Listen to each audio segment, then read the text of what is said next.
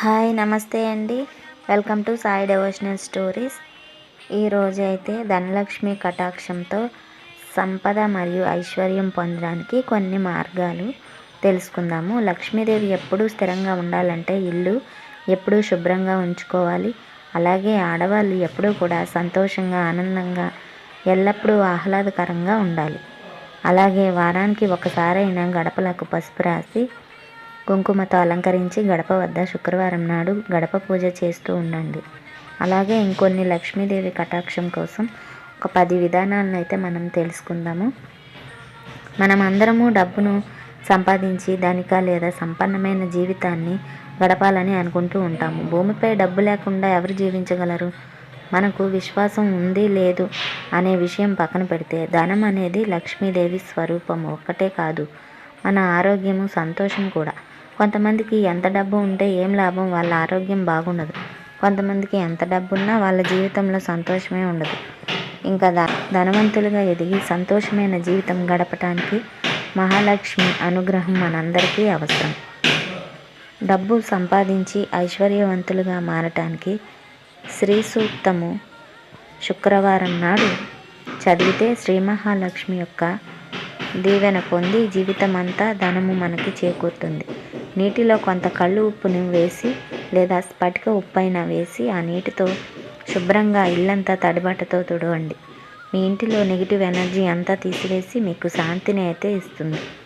ఇంటిలో స్త్రీలు ఆ ఇంటి ప్రధాన ద్వారం వద్ద నిండుగా ఉన్న నీటి పాత్రను ఉదయాన్నే పెట్టండి. మరుసటి రోజు ఆ నీటిని ఏ చెట్టుకో మొక్కకో పోసి మళ్ళీ ఆ పాత్రతో నీటిని పెట్టండి. ఇలా చేస్తూ ఉంటే ఆ లక్ష్మీదేవి అనుగ్రహం ఉంటుంది. అమావాస్య రోజున మీ ఇంట్లో నుండి అనవసరమైన వస్తువులను తీసివేసి ఇంటిని శుభ్రం చేసి ఇంటిలో దీపారాధన చేసుకొని ఇల్లంతా ధూపం వేయండి లేదా ధూప్ స్టిక్స్ అయినా వెలిగించండి.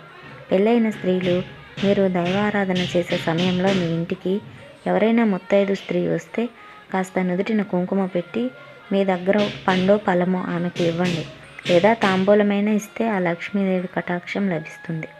సంతోషకరమైన జీవితం గడపడం కోసం మనకు నచ్చే ఉపయోగపడే బుక్స్ చదువుతూ ఉండండి. సంపద శ్రేయస్సు పొందటానికి ఉప్పు వేసే కూజను మూత ఎప్పుడూ తెరిచి ఉంచవద్దు. తలుపులు సాధారణంగా పొడిబారటం వల్ల గడియలు వేస్తూ ఉంటే తలుపులు వేస్తున్న శబ్దము వస్తూ ఉంటుంది. వాటిలో కొంచెము నూనె కానీ మిషన్ ఆయిల్ కానీ వేస్తే ఆ శబ్దము రాదు.